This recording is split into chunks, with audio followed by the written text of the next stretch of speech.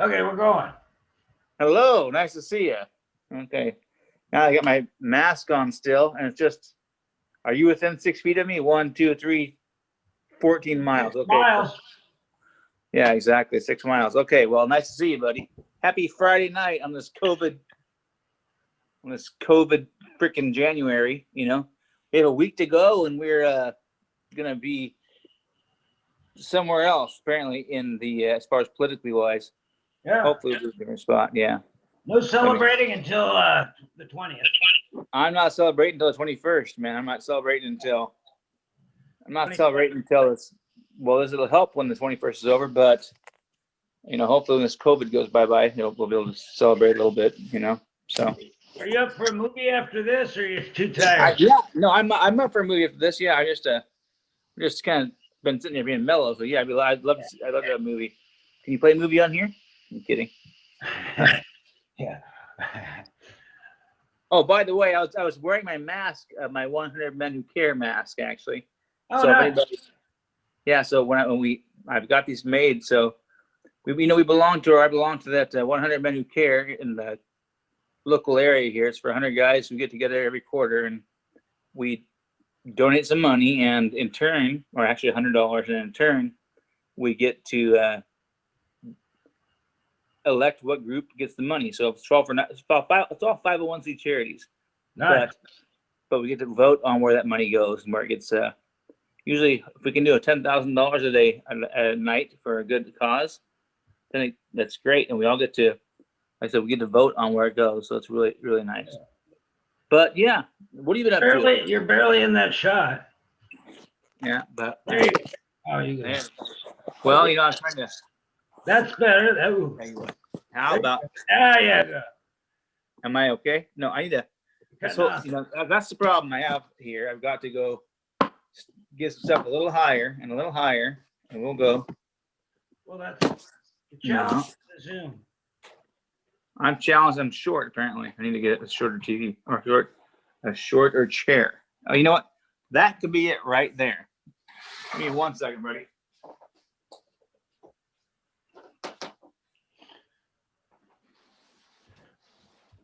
Not crazy about this shot, but it's okay.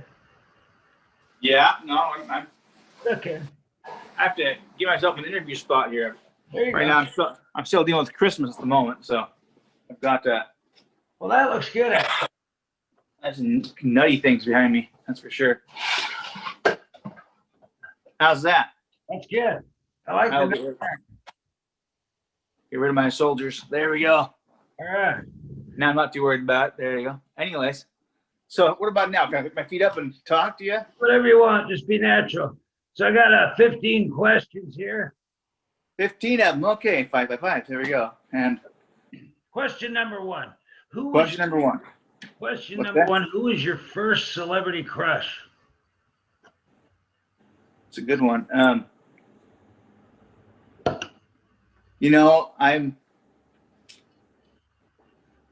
I'm probably going to say,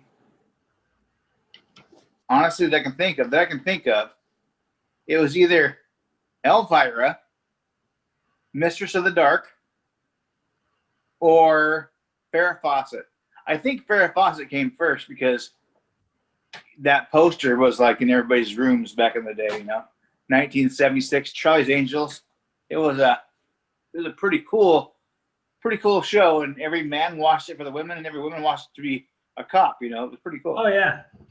And Charlie, what's his name? And the boss, what was his name? Bosley. Bosley. Bosley, yeah.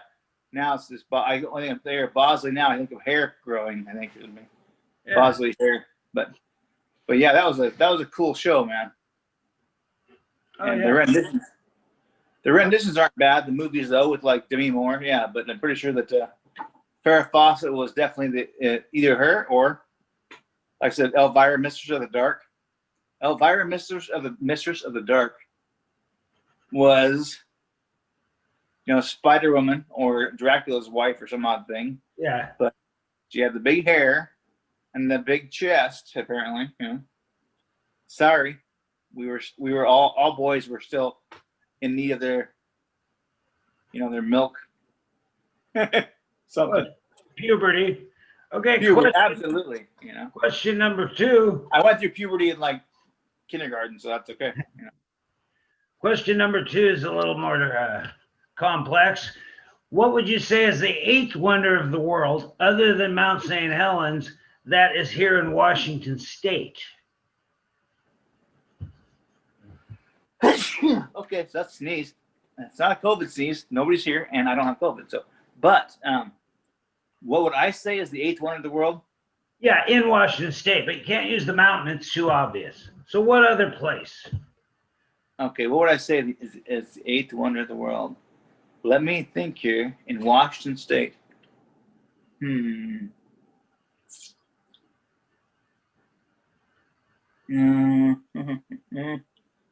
I would have to say the Gorge. There maybe. you go. Yeah. I was thinking like the Bridge of the Gods. I don't even know if that's in Washington State, but stuff like that. Yeah. Yeah, I think the bridge. There is a bridge of the gods, and there's the Squirrel Bridge. Absolutely, that's it right there. There you go. Nutty Narrow Squirrel Bridge. The original. Absolutely. That's it right there. And that makes our community so unique, the squirrels. It does. It makes everybody nuts. But no, but it really does. I mean, we're on the map for that. Oddly enough, you know. Yeah. I know Kelso's on the map for being one of the first skate parks in the world. Yes. But we have the unique thing in the World Series of whatever it was. I'm not quite certain. We're in one of those books for our squirrels. Squirrel tree. Yeah. Oh yeah, yeah. We now have 13, I think. 13 bridges. There's 13 bridges now. I think there's a lot. There's at least. I think it's like 7, but maybe there's 13. Maybe 13 is my goal. I would like to see 13. That'd be okay. Well, what teacher had the biggest impact on you? What teacher had the biggest impact on me? Well, some teachers still do. I mean, I think of like Mr. Lamons from RA Long, Professor Strayer at LCC. So we're going, if we are talking just teachers or professors or whatnot, because professors was Strayer for certain, because the psyche of a person is just amazing to figure out somebody, you know, and that's kind of how I do that with that. However, so I'll say either Strayer or I don't know, or I go back to my 3rd grade teacher, because I had a split class, 3rd and 4th, 4th and 5th. So my 3rd grade teacher was Mr. Clark, who's still around, I do believe, and he at Olympic School, and he, well, he'd always say, I'd be in his class and say, Lonnie, the wall is not far enough, and that meant I had to go live in Siberia, which means I take my desk either outside of this classroom or I'd go sit in the very far corner of it. He'd say, the wall is not far enough. So he was a very tall man. He was very, very strong words, and he would say that. But I looked up to him a lot, because not only was he tall, I looked up to him because he got me into reading and acting, actually. And not that I'm an actor, but he read The Hobbit or all the Tolkien books, you know. And when he read it to us, he would read it in character. So my precious, you know, he would act that out. And when he acted that out, it showed me that when I read something, I read a little slowly, but I read it like I'm the character. Oh, good. Mm-hmm. Yeah, and also one of the things he did for me, he taught me the same thing. If you watch that movie with Robin Williams, what do you call it? Not Hunting, but the other one where it was in school as a teacher. Dead Poet.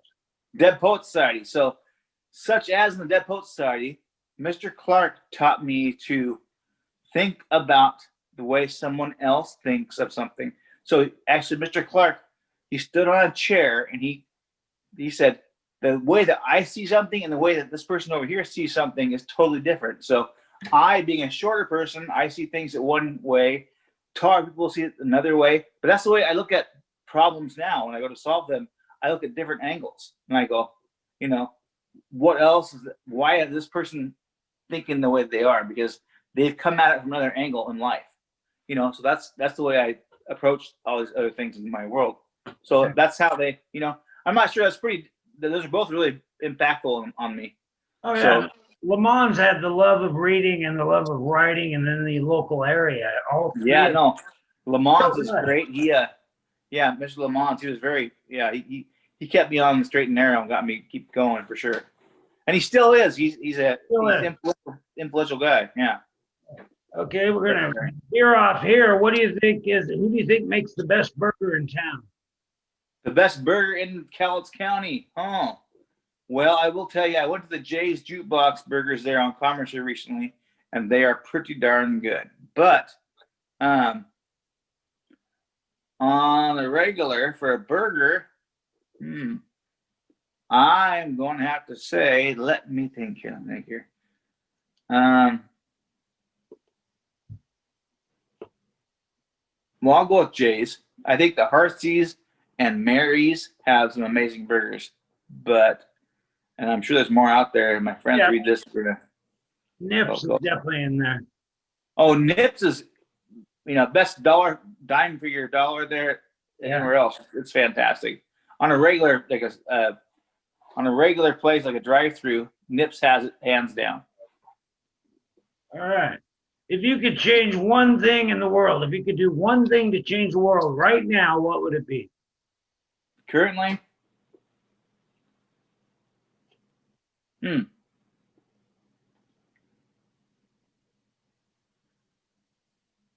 I would change the divisiveness. There you go. I like it. Oh, what do you miss most about the good old days? Good old days? I wasn't part of them, apparently. Well, for you, everybody has their good old days. Probably high school. Yeah. No, I spent my time in the good old days. The good old days for me. Let's see. Well, I'm still having my good old days. Well, I'm a little defunct than I once was. I'm a little messed up, but my good old days, I would say, the best time in my life when I felt the highest. Well, or do you mean high school or college or just what do you mean?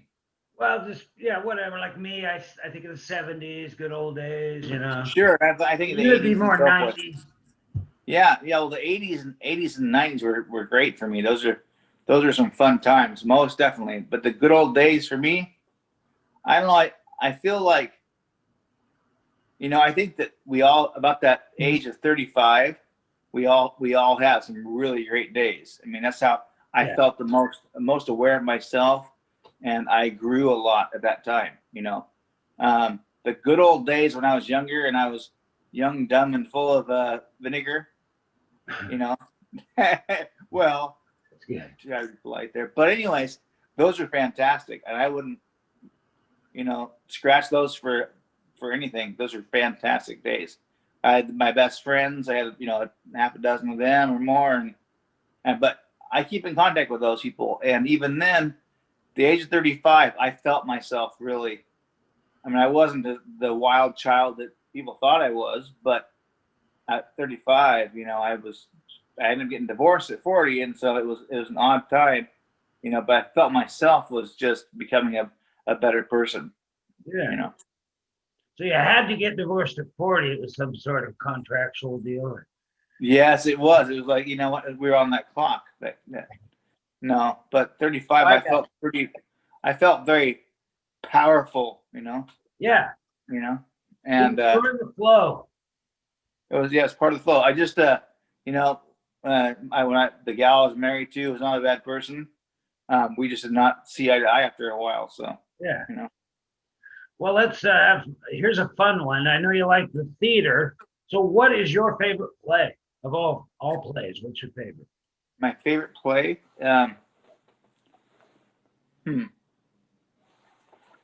Well, like everything else, it was pleasant too, because my favorite play that I've seen multiple times all over, if I see it playing somewhere, I go to it, which is To Kill a Mockingbird. It's my favorite book, and it's my favorite play. But as far as my favorite I mean, that's a great play. But if I was to say like a Broadway show, Broadway play, Les Miserables, fantastic. I love that because I got to be part of that in high school, and I learned all the words and sang all the songs and stuff, you know. And then but it's just a great story, you know, about a man who goes everything. It's just, and they're all cool, but that's a good one. And I had that guy pursuing him all the time, that Jean Valjean. Yeah, well, yeah, Jean Valjean. Yeah, it's a strong play. Actually, now I'll tell you what, I have not gone to the play on this, but I've seen the play, and I say Hamilton's pretty dang good. Yeah. Hamilton's amazing, actually. I mean, the way that it was written and by one man, and the way he was able to take regular music and turn it on, some of it a lot into rap, and then also making every historical character, taking them from being a good old white boy to every character in there is actually either an African American or a Hispanic, and then except for the one bad guy, of course, which is a white guy, which is the King George, and that's pretty hilarious. But it really does a good job of explaining our history of America. Yeah. It's a great play. Okay, well, next question. What do you like most about the new technology, the current technology? What do you like most? What do I like most about new technology? Well, I'll tell you. The best part about the new technology, hey, hold that thought. I got to plug in because I'm losing power. Just hold that thought. I'll hold right there. While he's away, let me tell you what my thoughts really are. My thoughts are, at one time I thought that technology was a blessing because I could hit 12 emails at once. I could go from one meeting to another all day long. Meeting. But honestly, that was detrimental to me as I worked so much. I loved it. Midnight, clients texting me, and I could text them back, and didn't bother me at all. I even got interrupted once, a phone call in the middle of having relations with my wife. I stopped, to answer the phone was not a good idea, and I'll never ever live it down. But anyways, I was just talking to these guys, Brian, about what the downfall of the new technology is. However, but now that you're back in place, that's my next question, though. That's not the question. No, that's not, I didn't answer the question. No. So the new technology is the ability to, I think, transfer information or yourself, to be able to beam each other back and forth from here to your house and stuff. Yeah. That's pretty cool. I mean, I love sitting here and all of a sudden, Scotty, boom, I press a button and he shoots me over to your house. And but I mean, that we're doing right now. I think this once we figure it out, because we never have yet. I mean, we have, but we have difficulties on this sometimes. And, like I said, about 1 out of every 3 Zoom meetings I have seem to go awry. Yeah. Of some sort. Well, the biggest problem we're having is the establishing the contact to start the meeting. And I think there's a way to put you in as my contact, me in as yours, and then it'll be a lot faster. So yeah. Yes, I agree. But other than that, I think that I do believe that basically being able to do that and seeing each other face to face at all times like this, it's fantastic. So and doctors can look at you and say, you look a little bloated right now, or you better check your heart rate or something, your blood pressure or whatever. That's pretty damn cool. That is good. What's the worst thing about all this technology? Oh, while you were gone, I was explaining to the people here that basically the worst technology is, the ability to check emails at all times of the day, your phone messages all times of the day. People can contact you and they can contact you all times of the day. And I used to love that when I was working all the time. I was 24 hours a day, baby. It was like, you want to contact Lonnie, you have a question, you want to buy a property, you want to do whatever. If you need anything, I was there 24/7. Well, the problem was that I ended up having a stroke, so I was pretty that was, that almost killed me. So I loved it, but I mean, I was number one. I was the number one man, but then again, I just it was my downfall. What Having is to be able to access me at all times. Yeah. what is your favorite patriotic song? My favorite patriotic song. Give me a second here.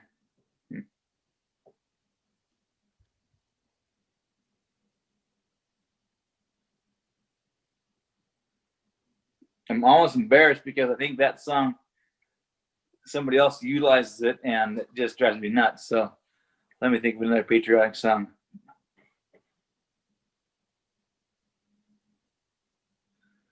A patriotic song.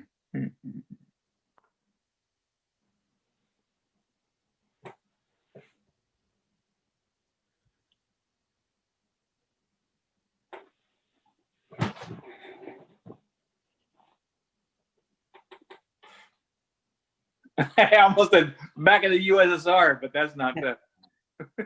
Let's Don't see. say "Born in the USA." That's not a patriot. No, that's not it. I'm trying to get a patriotic song that I love.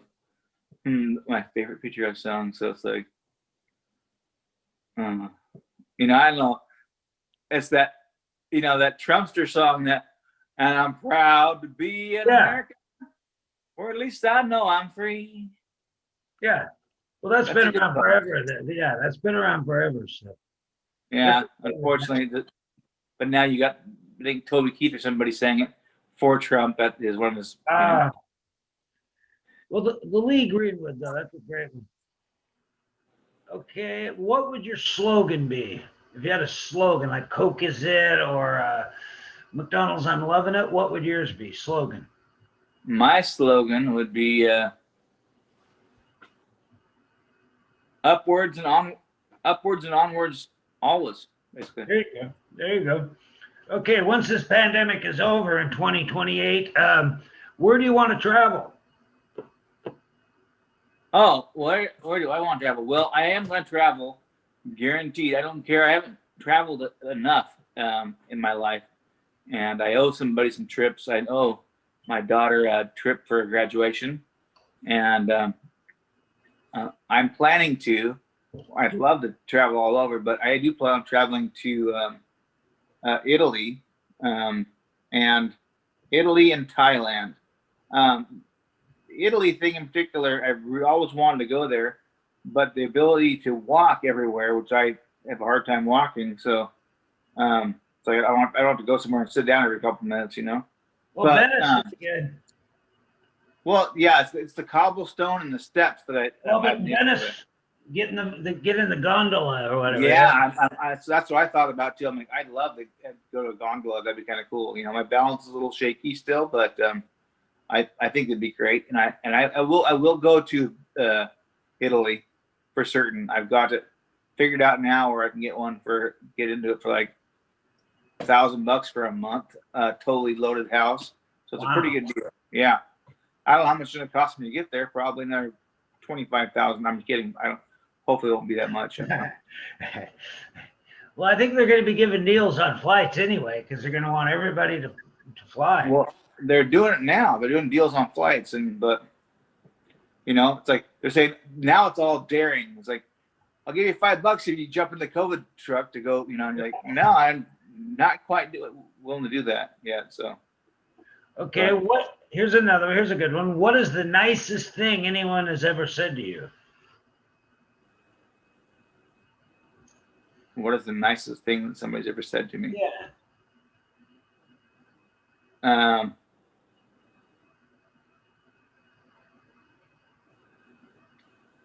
Oh boy, you stumped me there for a second. Let me think.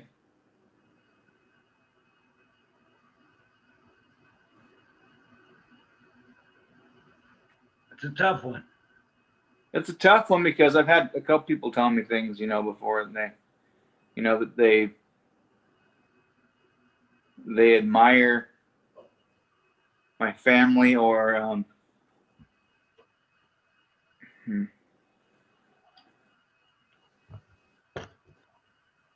I don't know. I think maybe the nicest thing somebody ever said to me is "I love you."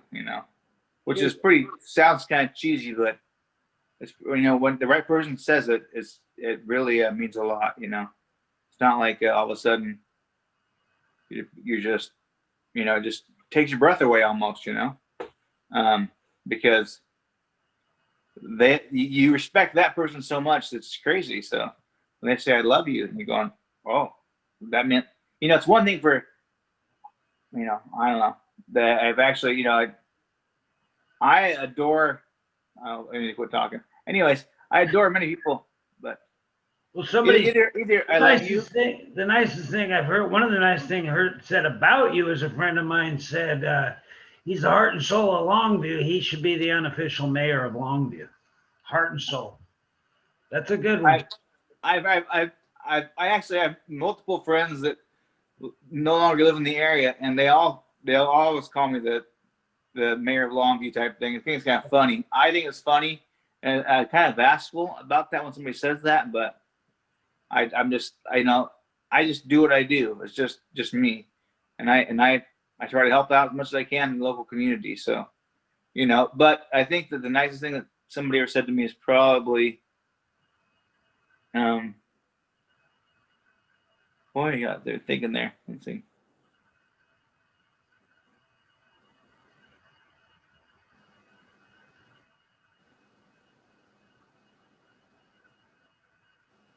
I'm sure it was probably yeah.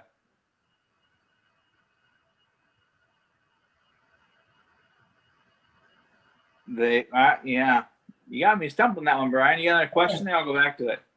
Okay. If you could have any guest, living or dead, at your next party, who would it be? Living or dead? Anybody in the history. Any guest. And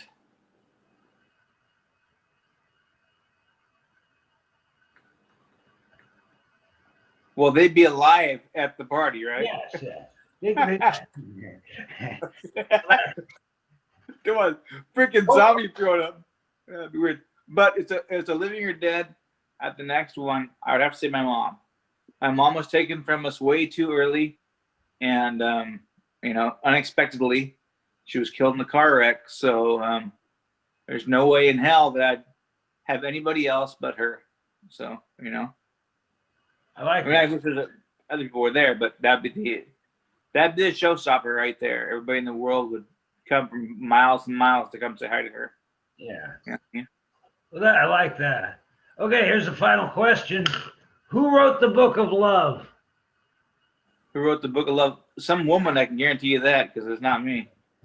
Actually, I play a game of something similar to that, but who wrote the book? It's some girl I apparently, never met because I never have learned anything from it. Not sure, yeah. Or are you talking about the movie? I don't know. Well, remember the song? Who wrote the book? It was like a 50s or 60s. Yeah. They never answered the question. Who wrote the Book of Love? Yeah. Actually, that's an actual question. Yeah, I don't know. But yeah, I don't know. I'm gonna think about the other questions in regards to what's the nicest thing somebody's ever said to me, because people say a lot of nice things to me, thank goodness, and I in turn try to reflect that back to them, of course, and people, they thank me, and thank you might be one of the, it's either thank you or I love you, or it's something that they've seen. I've had people tell me that they look up to me and that they're very happy to have seen me do so well, and not say do so well, but not that I'm doing really well, but as a kid, I was kind of a wild child, and then all of a sudden I grow up and I'm a positive figure in the community or in the world. And so I do what I can do, I don't know. Well, think about that one. We'll cover it on our next installment. So that wraps it up for now. So that was good. You did a good job. Oh, well, thank you for the questions. Yeah. Now, by the way, I have some stuff for us for my thoughts on the next. We're going to do a pound hour and have some music and people in there. I've got some really good ideas for that. By the way, you see, ladies and gentlemen, you see these little signs we have? Pound hour, right there. Oh, look, he's got the hourglass right there. And now you got to pound it out, Brian. You coming over? Yeah, I'm gonna just head over right when this is over. Okay, so we got a Rochambeau pounded out now. Ready? Oh, just a minute. Okay. 1, 2, 3. I got the scissors. Same thing. We got a match again. 1, 2. Oh, you got scissors. You eat me. Okay. Oh, yeah. You're a winner. I get it. I'll see you. You win this time. I'll see you later, buddy. All right. See you in a bit.